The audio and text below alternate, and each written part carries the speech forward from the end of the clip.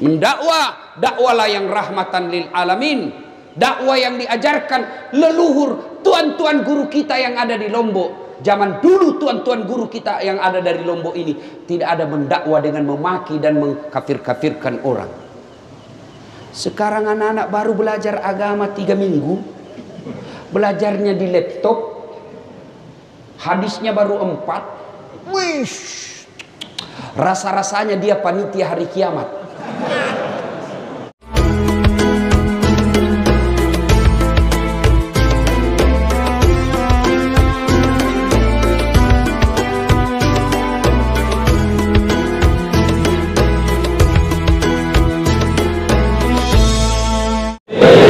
Ibu-ibu, senang suamimu merokok?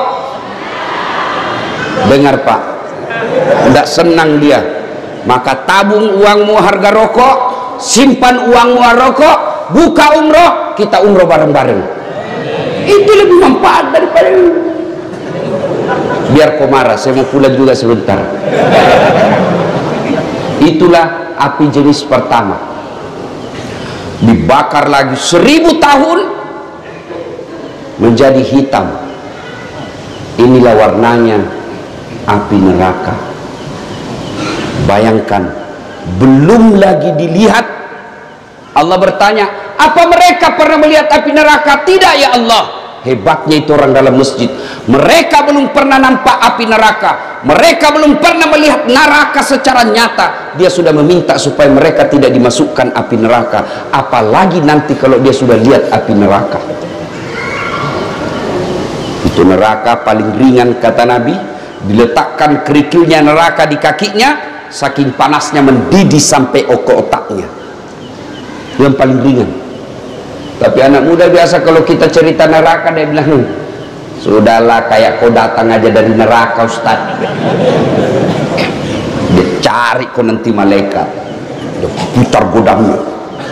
Itu godamnya penjaga neraka 7 kali beratnya dunia dan isinya baru sama. Kalau dihantam 1 kali, tak lempar 7 tahun baru sampai. Dia bilang anak mahasiswaku, enak dong bisa main game dulu. Oh itu kalau di dunia, kalau di akhirat di blender kok.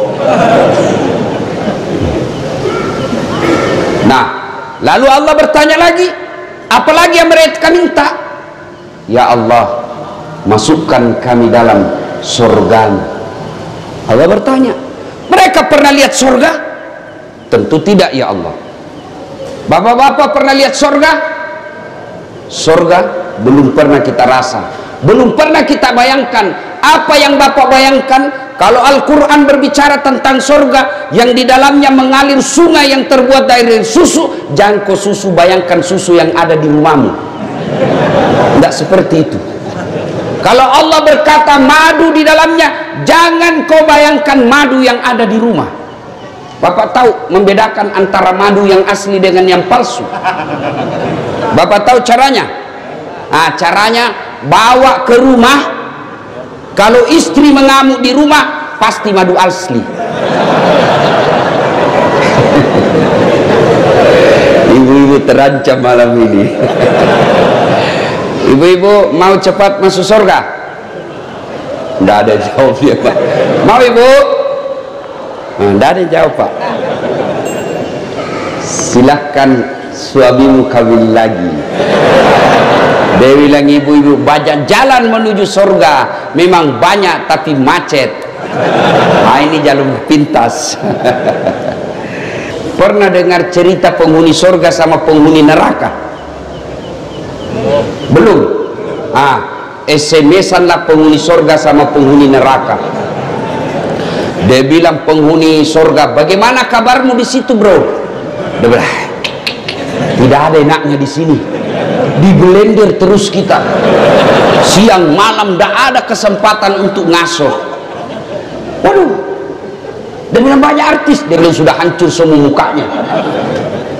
Lalu penghuni surga, penghuni neraka berkata, kamu bagaimana kabarmu di surga? Alhamdulillah, kami nyaman di sini. Dia bilang penghuni neraka, bolehkah kami jalan-jalan ke situ? Dia bilang boleh aja, tapi bagaimana caranya? Penghuni neraka kan kreatif. Dia bilang gampang. Kami dari neraka bikin jembatan, kamu dari surga bikin jembatan. Sama-sama kita bikin jembatan, ketemu di tengah. Setuju? Setuju. Lelang proyek. Keluar pemenang tender. Waktu pekerjaan 3 hari. Hari pertama jembatan dari neraka sudah selesai 50%. Hari kedua tuntas 70%. Hari ketiga selesai efektif dan efisien. Sementara jembatan dari neraka surga belum juga mulai. Ya, lihat, kenapa ini jembatan dari surga belum mulai? Kita sudah sampai di sini. Teriaklah penghuni dari neraka, "Oi bos, kenapa itu jembatan belum kau mulai? Kami sudah sampai di tengah sesuai perjanjian. Bagaimana proyekmu? Kenapa belum mulai?" Dari surga terdengar suara, "Bagaimana mau dimulai? Kontraktor, pengawas, panitia, pemborong, ada semua di situ."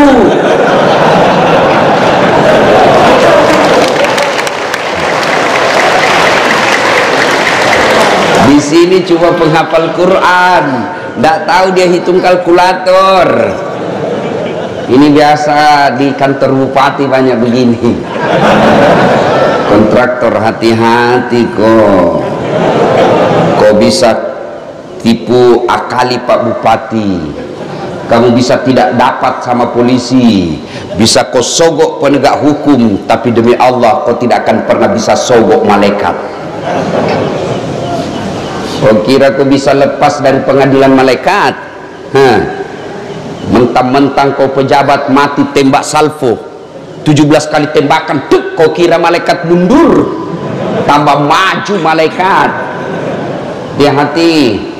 Biasanya yang banyak begitu tim sukses.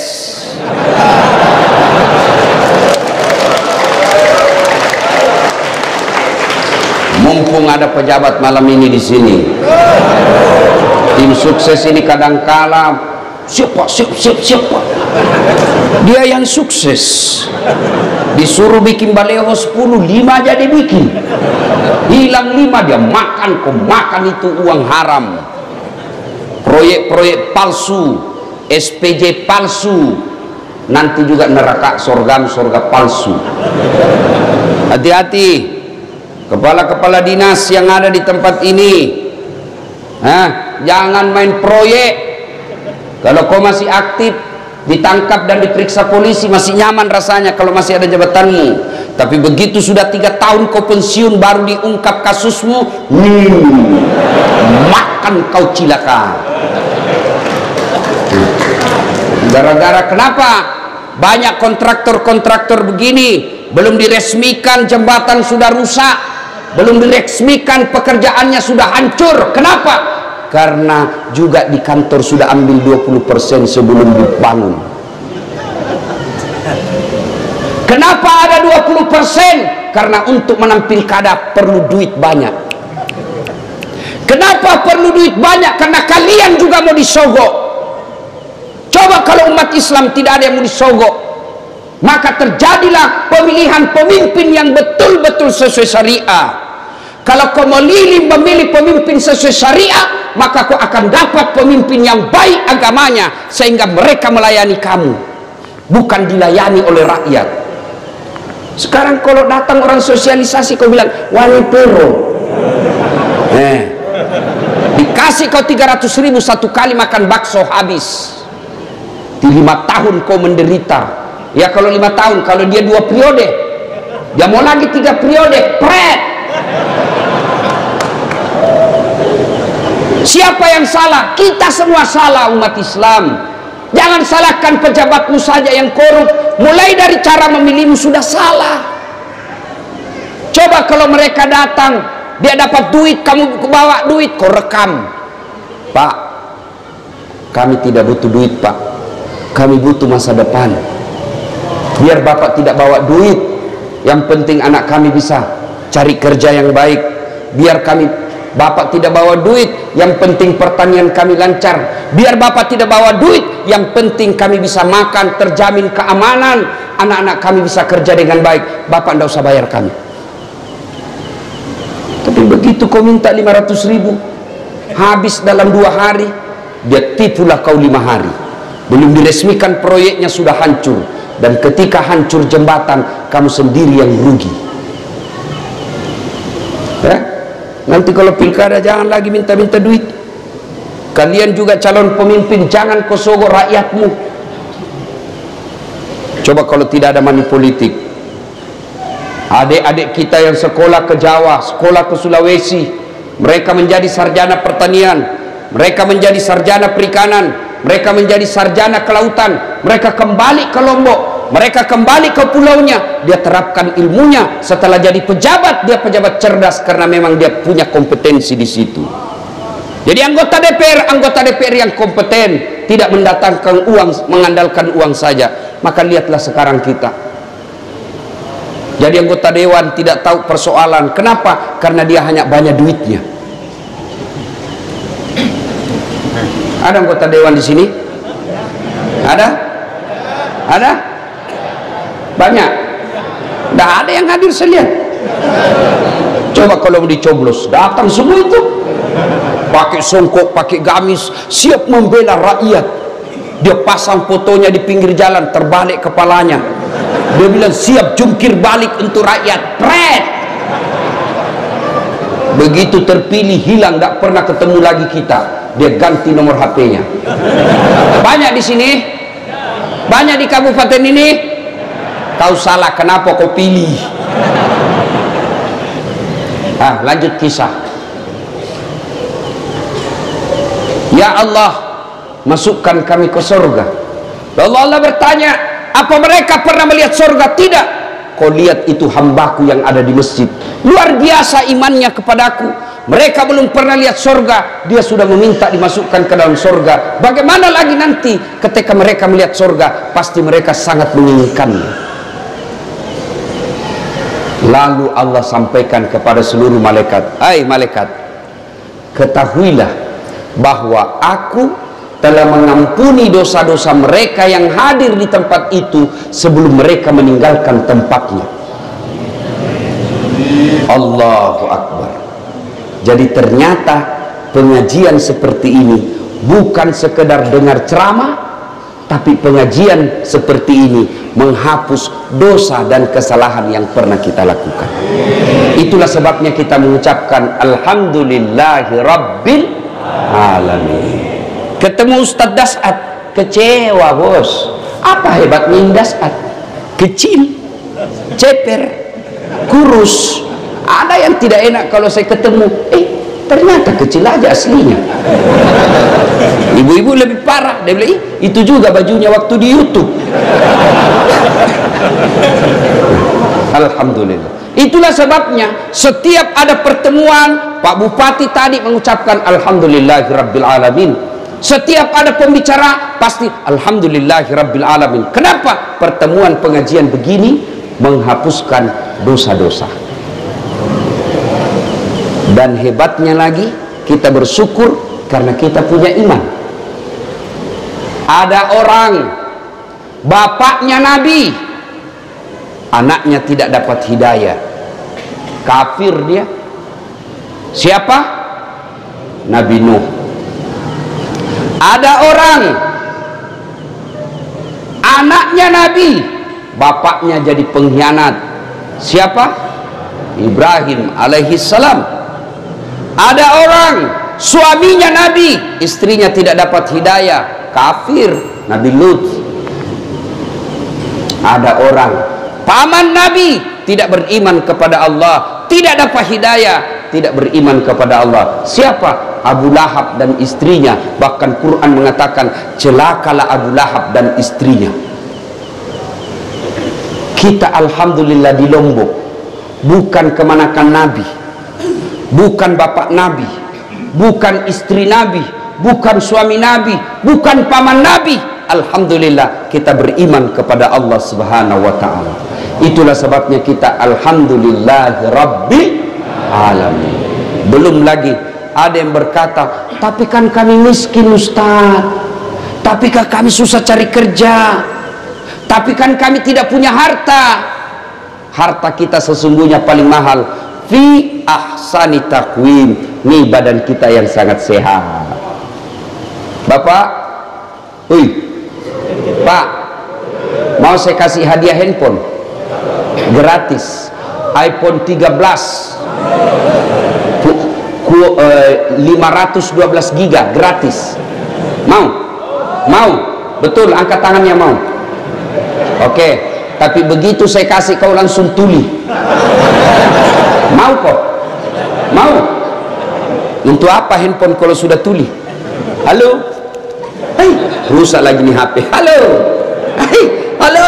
Bukan HP rusak, telingamu yang masalah. Coba. Dan hebatnya lagi Allah kasih kita ini telinga, dua pasang, tempatnya sangat spesial. Apakah pernah Bapak bayangkan bagaimana seandainya telingamu satu di bawah ketek? Halo? Ya, kok di bawah? Satu lagi di bawah pantat. Halo? Alhamdulillah. Dan hebatnya lagi di telinga, dia bisa bedakan mana bunyi handphone, mana bunyi kentut. Dan tidak pernah kursus. Apa pernah kalian kursus membedakan bunyi? Allah sertakan cara membedakan mana gelas jatuh, mana piring jatuh tanpa kau lihat. Coba ini telinga. Kalau suruh bayar Pak, berapa mahalnya? Mau lagi saya kasih Pak, handphone 4 kameranya. 4 kameranya Pak. Bapak-bapak yang sudah tua, untuk apa kau beli handphone mahal-mahal 4 kameranya? Nah cuma 1 istrimu. Kecuali 4 istrimu ya 4 kameranya. Kamera 1 istri pertama. Tapi alhamdulillah ada Allah kasih kita kamera namanya mata. Dia punya lensa namanya retina. Dia punya zoom out, zoom in namanya pupil. Dan hebatnya mata kita Allah sertakan yang namanya sensor. Dia bisa bedakan mana istri, mana tetangga. Bayangkan Pak Bupati, seandainya Bapak tidak bisa bedakan mana istri, mana pegawai. Kenapa lain-lain rasanya malam ini? Ternyata security. Coba, hebatnya di mata. Bapak buka, langsung fokus, tidak perlu kau putar-putar. Bayangkan seandainya ini mata harus diputar dulu kalau perang, maka polisi lebih dulu ditembak sama penjahat. Ada polisi di sini? Ada? Ada? Jangan kau musuhi polisi anak muda. Kau kira enak hidup kalau tidak ada polisi? Hah? Kau kira enak hidup kalau tidak ada polisi di Indonesia? Bayangkan susahnya kita kalau tidak ada polisi.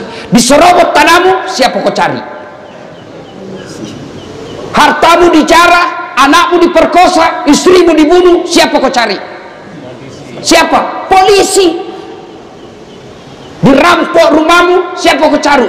Penghafal Quran. Tidak selesai. Siapa kau cari? Polisi. Makanya jangan musuhi polisi. Bahkan saya selama ada di Pulau Lombok ini, saya dikawal polisi. Pun kalau ada polisi yang minta-minta uang di jalan, itu polisi film India. Kau melanggar. Kau tidak lihat ini rambu-rambu? Saya lihat Pak. Kenapa kau langgar? Saya tidak lihat Bapak. Kenapa kau tidak lihat saya? Bapak sembunyi di tikungan. Karena hari itu besok langsung begitu saja. Saya tilang kamu. Ada surat-suratku Pak, lengkap. Saya tilang kamu. Kenapa Bapak tilang saya? Kau pembohong. Maksudnya apa Pak? Motormu Honda, jaketmu Yamaha. Dia tulis surat tilang. Marahnya anak mahasiswa ditilang. Bapak juga pembohong. Ngaku polisi baru polpenmu pilot. Itu polisi film India, bukan polisi Indonesia. Bapak tahu enggak? Kenapa kita bisa tablik di sini sekarang? Tidak seperti sebelum awal-awal COVID. 2 sebabnya. 1, diizinkan polisi. Biar Pak Bupati mau, polisi tidak mau, tidak jalan. Yang kedua, karena mayoritas kita sudah vaksin. Ibu bapak saudara-saudara sekalian, poin pertama, bersyukur Allah kasih kita iman, Allah kasih kita kesehatan. Mau lagi saya kasih contoh. Mau lagi? Pentingnya kita bersyukur dengan kesehatan ini. Pak Bupati kasih kita mobil gratis. Mau? Mobil gratis. Mau? Mau? Mau. Tapi begitu dikasih kuncinya, Bapak langsung lumpuh. Mau? Berarti alat transportasi yang paling mahal bukan Toyota, bukan Honda, bukan Yamaha. Tapi apa alat transportasi paling mahal? Kaki yang sehat. Maka kita bersyukur dengan ucapan hamdalah, alhamdulillahi rabbil alamin. Yang kedua, setelah bersyukur dengan lisan, maka kita bertafakkur. Apa itu bertafakkur, Ustadz? Mengevaluasi diri, menimbang-nimbang seberapa banyak nikmat Allah berikan, kita pergunakan untuk amar ma'ruf nahi munkar. Alhamdulillah jadi bupati. Tidak semua orang bisa jadi bupati. Alhamdulillah.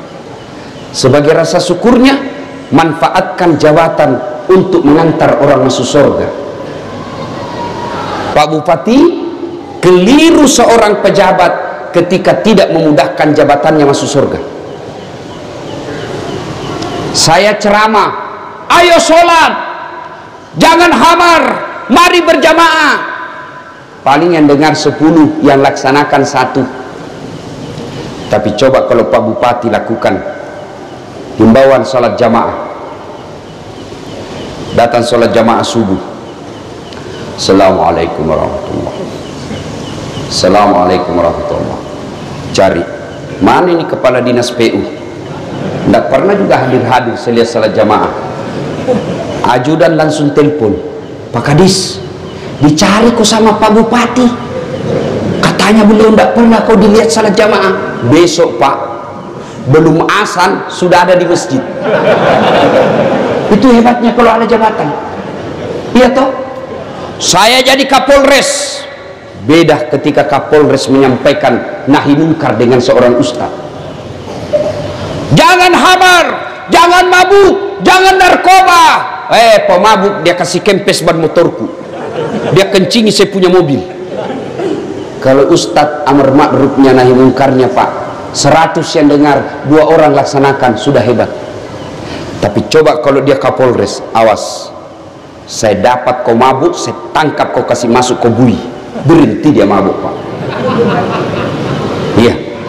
Maka kalau bersyukur kepada Allah, ayo gunakan nikmat Allah untuk mendekatkan diri kepada Allah. Itu pejabat, kalian dia diberi nikmat ustadz, punya ilmu, syukuri dengan cara apa? Gunakan ilmu itu mengajak orang untuk amar ma'ruf nahi munkar. Mendakwah, dakwalah yang rahmatan lil alamin, dakwah yang diajarkan leluhur tuan-tuan guru kita yang ada di Lombok. Zaman dulu tuan-tuan guru kita yang ada dari Lombok ini tidak ada mendakwah dengan memaki dan mengkafir-kafirkan orang. Sekarang anak-anak baru belajar agama 3 minggu, belajarnya di laptop, hadisnya baru 4. Wish, rasa-rasanya dia panitia hari kiamat. Ada kan yang begitu? Ada. Maulid haram, bid'ah, tidak ada pada zaman Nabi. Kenapa zaman Nabi tidak ada maulid? Untuk apa mereka diceritakan kisah Nabi? Nah, mereka hidup sesama dengan Nabi. Untuk apa diceritakan masalah hidupnya Nabi? Mereka lihat Nabi, ya wajar mereka tidak maulid. Kita maulid bukan untuk makan ketan, tapi kita mau dengar ceramah bagaimana sisi hidup Nabi dan ulama yang tahu. Kenapa? Karena dia baca kitab, maka kita dengar. Maka saudaraku yang tidak mau maulid silakan, tapi jangan kau kafirkan kami.